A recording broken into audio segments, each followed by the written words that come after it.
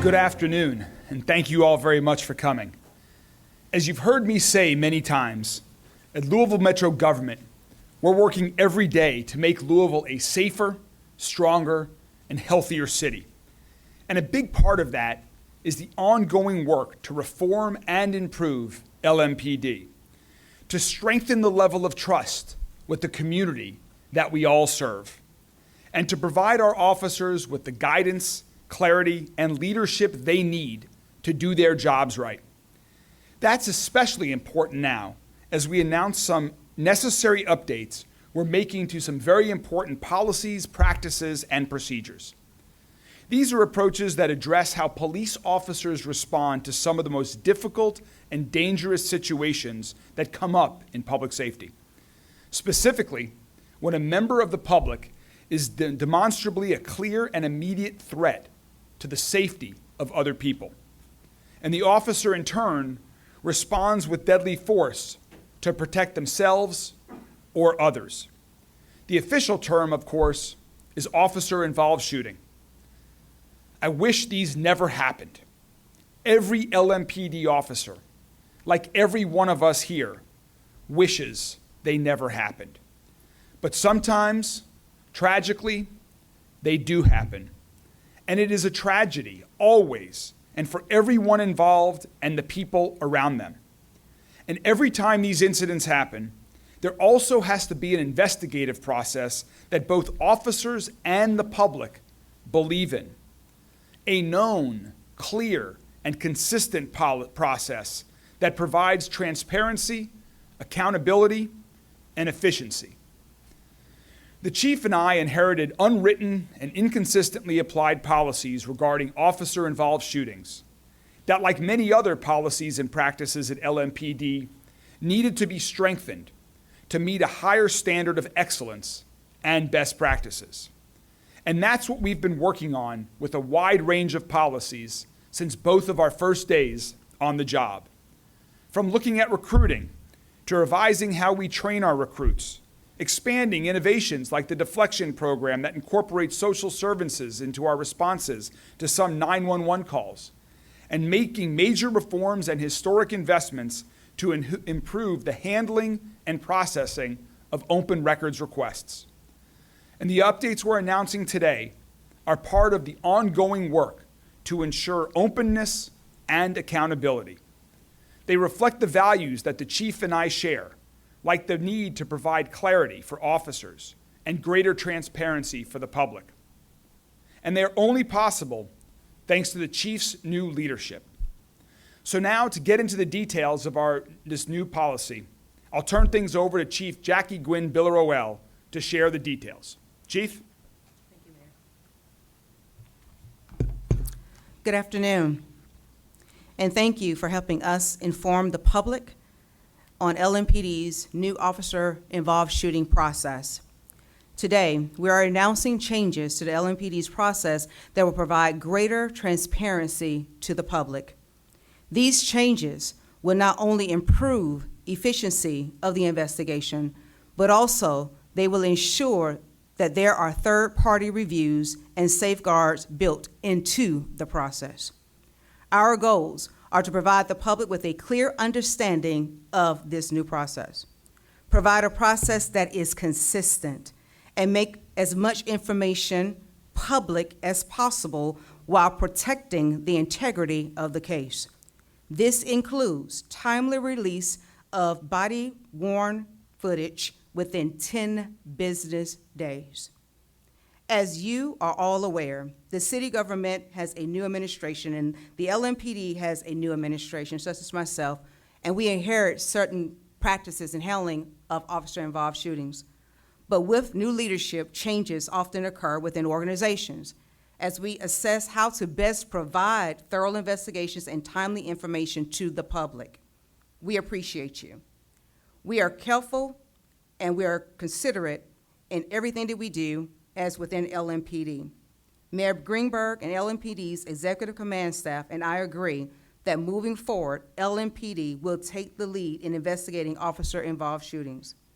Again, the move will provide timely release of video within 10 business days, which cannot be guaranteed unless LMPD is in the lead role. The LMPD Public Integrity Unit will take the lead in the investigations. A copy of the case file will be turned over to the Commonwealth Attorney's Office for determination of final disposition. A copy will also be provided to the Kentucky State Police for a thorough investigative review. And a copy will also be provided to the Louisville Office of Inspector General in compliance with our existing Memorandum of Understanding. Lastly, I will personally supervise these investigations. To provide more information on the process, I present to you Deputy Chief Paul Humphrey, and he will walk you through the steps. Yes, as the chief and mayor indicated, we believe that transparency builds trust through consistent and understood expectations. That's why we are taking these steps to explain this process to the public so that you understand what we are doing, why we are doing it, and you are able to hold us accountable to those standards. So if you turn your attention to the screen, we'll walk through each step in this process. So at the time of a critical incident, you will get a response from officers to the scene as well as the command staff. A member of the command staff will brief the media on the scene with the basic information. Remember, at that time, we do not have details or specific facts, and we want to make sure that we give specific information that gives the public enough information that they understand what has happened, any safety concerns, such as need to avoid the area, suspects to be on the lookout for, condition of officers and suspects if that's available. Understanding that we do not want to give out incorrect information. That information will be very preliminary in its nature, and we will direct everyone to our social media pages, particularly Twitter, as the primary source of information for any follow-up information that needs to be pushed out to the public that might be of a critical nature, such as avoid the area or be on the lookout. Next, over the course of the next 24 to 72 hours, we will provide the officer's name as well as where they work and their personnel information, such as their history as far as discipline, letters of commendation, and awards. If the subject involved is deceased, by law, the coroner is the only one that can release that information. We will not be able to release the information of a decedent that's involved in one of these situations. If the person is not deceased, we will have to make that determination based on the needs of the investigation. But we hope to provide that information in as timely a fashion as possible so that everyone understands who has been involved in this situation. To the body camera video, as the chief stated, our goal is to release body camera video within 10 business days of the situation. I will go into details in just a minute about how that will be done and why it's done in that fashion. And then lastly, the criminal and administrative investigations will continue. During that process, the Public Integrity Unit, which we commonly refer to as PIU, will investigate the shooting as a criminal incident. They are all investigated as criminal incidents, as well as the professional standards will then begin an investigation of the administrative process.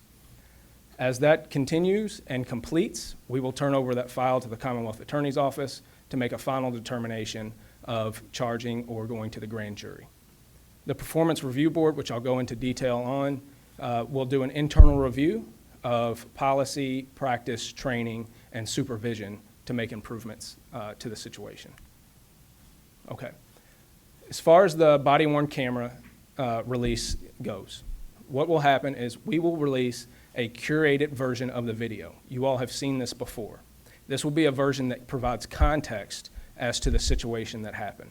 We want to make sure that the public understands what actually happened, such as the details of why the officer was there in the first place, how many officers were involved, the condition of officers and the suspect, so that the public has a clear understanding of the situation. We will also release the video in its raw version so that the public sees the incident in its entirety and understands the level of transparency that's built in there. In that raw video, the only thing that will be redacted is information that is of a sensitive nature. So we will block out things like social security numbers, dates of birth, witness information that should not be released to the public, or things that are sensitive to the nature of the investigation. so as we do not compromise that investigation. There may be exceptions to this 10-day period. We foresee those would be few and far between, but some of those details might be that we have witnesses that their statements are critical to the investigation, that are not physically capable due to injuries or otherwise of giving that statement. Or we might have an issue where we have multiple body cameras that need to be redacted for personal information. And we will explain to the public anytime that we are going to deviate from this plan, why we are deviating from the plan, and exactly what our expectation going forward from that point is. The investigative process. So Public Integrity Unit, or PIU, will lead the criminal investigation. We are extremely thankful to the Kentucky State Police for their cooperation over the last several years in helping us with these investigations. At this time, we will be taking these investigations back over. We have investigators that have experience and training in the areas of officer-involved shootings, homicide investigations, and the quality of investigation that they conduct will be able to be verified through our transparency processes that will follow. When they are complete with the criminal side of the investigation, as we said, that file will get turned over in its entirety to the Commonwealth Attorney's Office. Any charging decision is not made by LMPD. Charging decisions to take cases to the grand jury, are the decision of the Commonwealth Attorney's Office. In addition to that, we will turn it over to the Kentucky State Police in order to review that investigative file for its quality. A third file will go in accordance with our memorandum of understanding over to the Office of Inspector General for their processes that they will go through in that review. We believe that those 3 layers of additional scrutiny by outside entities will help follow through with the level of transparency and understanding by the public that we want to make sure that we see through these processes. The Professional Standards Unit investigation is completely separate, and I want the public to understand why they are 2 completely different types of investigations. The PIU investigation is a criminal investigation. Just as any other criminal investigation, there are certain constitutional protections that we have to afford anyone that's involved.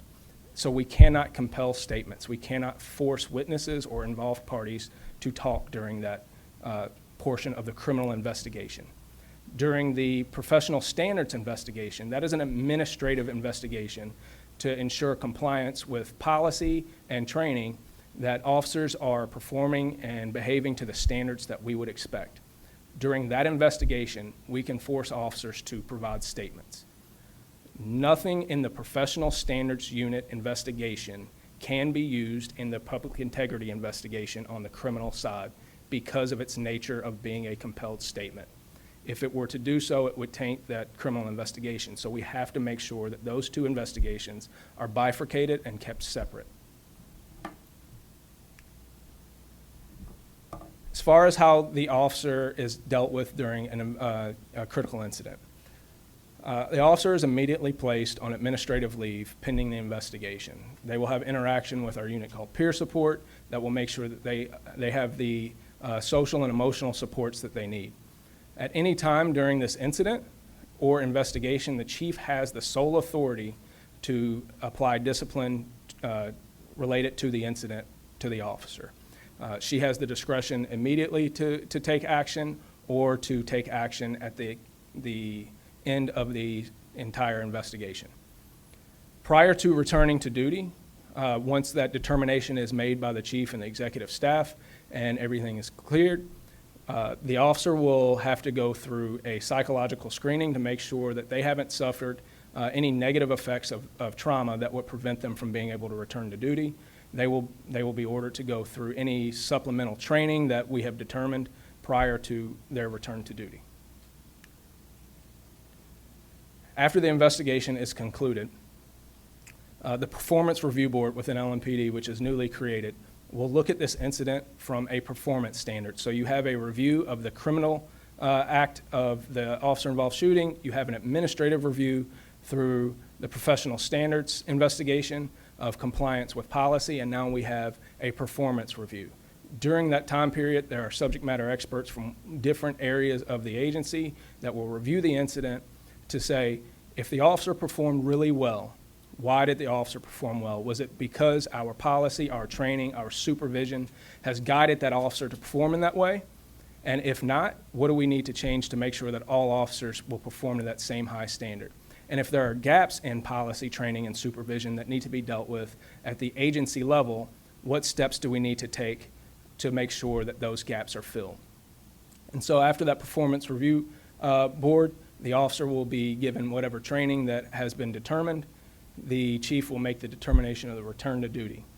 At the end of all of this investigation, after the officer's return to duty, understanding that both that criminal and administrative process can be very lengthy, we will make sure that on our website, every step of this investigative process is published for you to see. So you will see when our officer-involved shooting video body camera is released, it will be published there. When the case is turned over to the Commonwealth, it will be published there that we have turned the case over.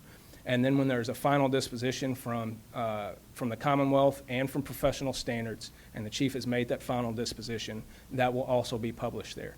So by doing this step-by-step process of conducting the investigation to a very high standard, and then setting up processes of transparency, we feel that you, the public, will understand how this process occurred from its beginning to its end, and will understand why the decisions were made the way they were. And we'll turn it over for questions. I also, too, want to add into here that we will be providing the media every 30 days an update. You'll be receiving that so the community will know exactly where that investigation stands. So we're opening it up for questions. I'm going to ask my team to come join me. Just a quick process question. Is the investigation going to be turned over to the Commonwealth Attorney's Office before or after the Inspector General review? It's going to be turned over simultaneously. So all three parties will get that file. So the Commonwealth Attorney's Office will receive it, KSP will receive it, and of course, the Inspector General will receive the file. So if there are any issues with the investigation, like if KSP has questions about one particular piece of the incident, would they then have direct communication with the Commonwealth Attorney's Office? That is correct. Chief, I wanted to ask if the Office of the Inspector General sees something that doesn't add up or that isn't right, what can they then do if it stops at him? Okay, so Mr. Ed Harness, I called him earlier today. Is he in here? I'm sorry. Yeah, there you go, Mr. Harness. Come on up here with us, sir. Come on up here and join us. So I called him earlier today, and so within our memorandum of understanding that he will be able to actually review the file. So simultaneously, all parties will review it. If he sees something, whatever his process is within his office, they will follow that accordingly. And what does he have the power to do if The same power that he has right now, and so I'll make sure you get that memorandum of understanding as well. So to say he can make recommendations to me on that file, and at that time I'll receive those recommendations, but again, I still have the final authority to issue any discipline necessary. Thank you, Mr. Harness, for joining us. Chief, what about the officer himself or herself? So, if something happened and it was, I don't know how you describe this, a bad shooting, and the officer winds up in court or facing charges, him or herself, then the evidence is already out there within 10 days. How would that affect that whole process on the officer's end and with the union, I guess? Again, it goes back to if there is a bad shooting, I can render immediate discipline immediately. So I will make that determination, whether or not that person needs to be terminated immediately, or are we going to continue to follow through with the investigation. But if we see that this person is in criminal court from that and the Commonwealth Attorney has made that determination, you can, pretty much come to that conclusion. I meant more on the officer's side, defending himself against maybe criminal charges for a shooting that he's involved in, the officer. They still have their rights with FOP, right? Within their own attorney, so it still works the same. So the criminal process will occur just like it would for anyone else that has video out there, right?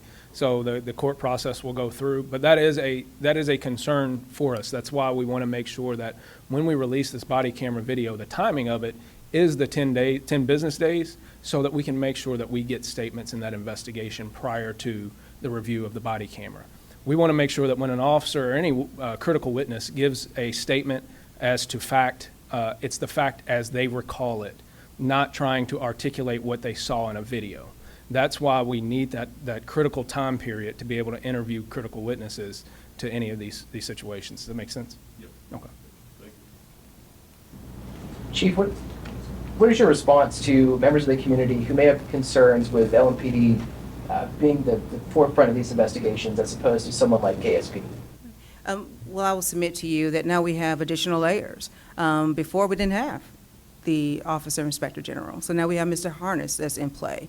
Again, KSP is not going anywhere, and they're going to actually review the file. And again, the Commonwealth Attorney is going to have it. And so, again, I'm very confident as to the work that we do as an agency, and we service other surrounding agencies, 22 of them to be exact.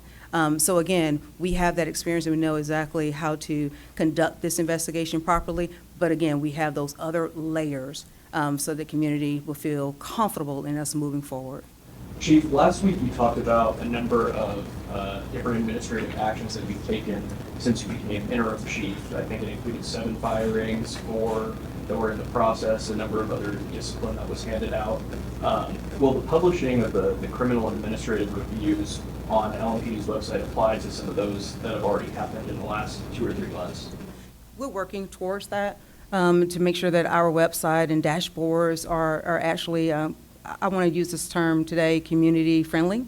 So then when you're looking at it, you know exactly what you're looking at and that it makes sense. So yes, we're moving forward. We're in that process of building that out so you can have all the information there at your disposal. All right? Go ahead, sir. Sorry.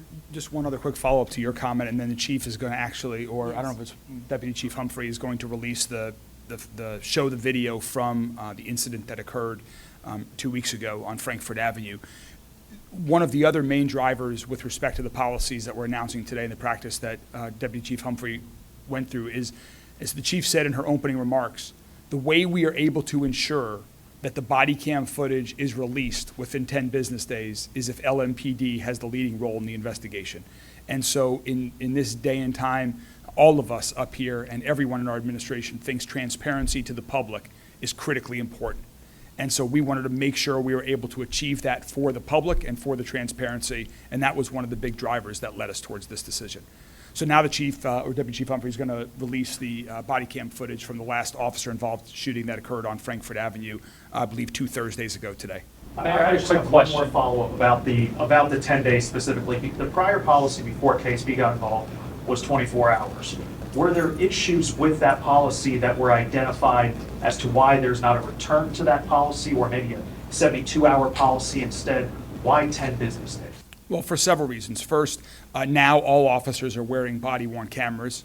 Second, we are going to be consistent with this policy, and I think that's very important. If you have a practice, it's important to be consistent and to follow that, and so we will. And then also, as was talked about earlier, we are looking to, we understand the need for transparency. That is a primary goal here. At the same time, we want a fair and thorough investigation so that it is appropriate and it is fair. And so that gives us the time to at least have the opportunity to interview not just the officer who may have been directly involved, but also, as you'll see in this case, there were many officers that were on the scene, and we want to be able to give PIU the opportunity to interview everyone who was at the scene of one of these incidents. Mayor, I wanted to ask, when we talked in your first month, you had voiced frustrations with how long some of these videos took in the previous administration to come out.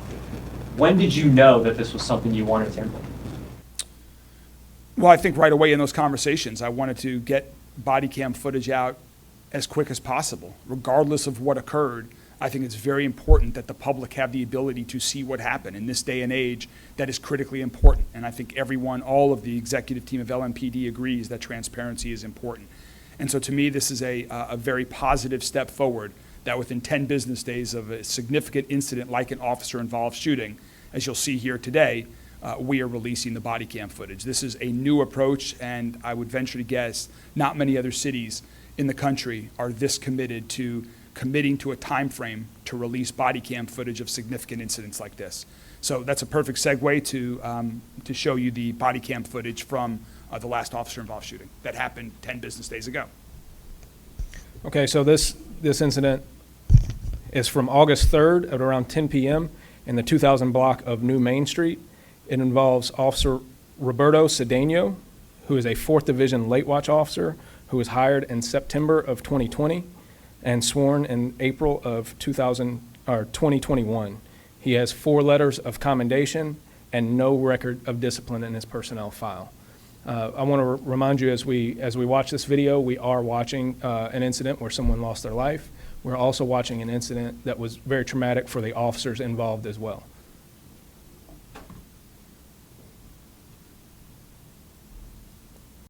On August 3rd, 2023, around 10 p.m., LMPD's 5th Division officers received a call from a community member to respond to the 2000 block of New Main Street on a report of gunshots being fired in the neighborhood. Preliminary information reveals that a resident heard a loud pop outside. Initially, the resident was unsure if the sound was a gunshot. When the resident went outside to investigate, he saw a backpack and a laptop under his truck directly in front of his house. He then heard additional gunfire. When officers arrived on scene, they spoke to the resident and began their investigation. At approximately 10:19 p.m., officers advised they heard shots being fired towards their direction. One officer advised that he may have been struck and felt something hit his leg. Roughly 10 minutes later, the individual fired shots near the officers on New Main Street. Additional officers on the Frankfurt side of the incident began responding to the gunfire. A short time later, a subject was located in an alley and pointed a handgun at Officer Cedeno. Officer Cedeno discharged his weapon, striking the subject. A loaded firearm was found in the individual's right hand. The subject was also in possession of an additional magazine loaded with ammunition. What you are about to view is body-worn camera footage from the officers who responded to the incident. In accordance with LMPD procedure, the officer was placed on administrative leave. The LMPD Public Integrity Unit is the lead on the investigation. A copy of the case file will be turned over to the Commonwealth Attorney's Office for determination of final disposition. A copy will also be provided to Kentucky State Police for a thorough investigative review, and a copy will also be provided to the Louisville Office of Inspector General in compliance with our existing Memorandum of Understanding. 911 operator Paul, where is your emergency? In your lane, there's been some shots fired over here. Do you see anyone who's been shot? No. How many shots did you hear? I heard 3, and that was about 10 minutes ago, and now I just heard another one.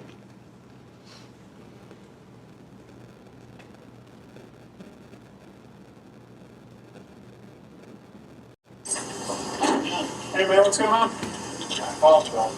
Okay. Look, I'm in my house. I hear what sounds like 3 shots. Okay. I had a car on battery charger out back. I thought, fuck, the battery probably blew up. That's the first thing that went to my mind. Sounded like gunshots. So I go around, and I go back there, and it's fine. I pick up the charger. Well, I stopped in. My sister lives right here. I stopped in to see her. And when I come out, as I was walking down this sidewalk, this has been like 20 minutes, right? I heard somebody over say something about putting the gun away, put your gun down, and then I heard another shot. It's on the other side of the tracks.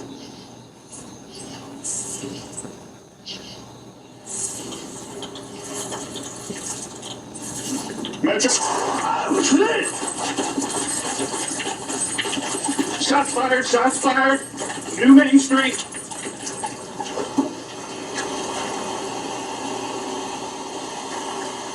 He's in the wood line. I might be hit. Hold what you got. Came from that wood line there.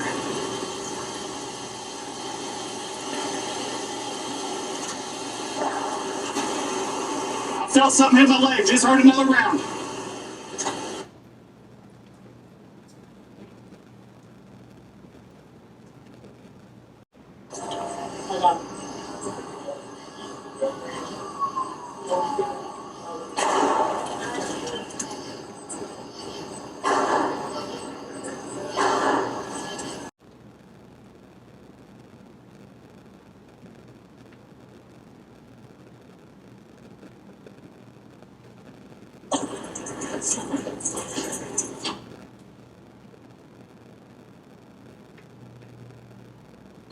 Boys, have right in here!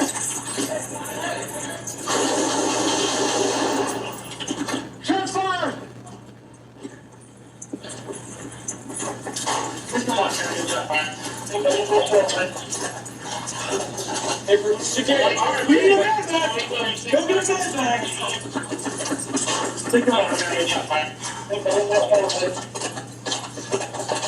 Security, all right, we need a bag back. Go get a bag back. EMS code 3, take down. 2036, 2036, that down. Hey, you hear me? Hey. We got shot in the neck. They got EMS right there. Somebody, yeah, it's right here behind me.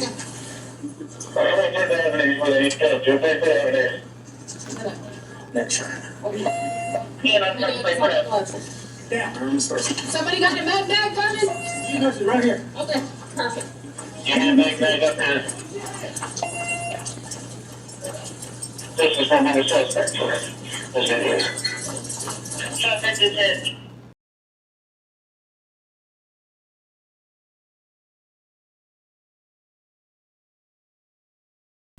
So what you've seen is what will be typical of the curated section of an officer-involved shooting video, where we've given an explanation of the circumstances as well as slowed the video down. We've paused it so that you could see how the person was positioned with the gun in their hand, as well as later highlighting the gun that was next to the subject after the incident.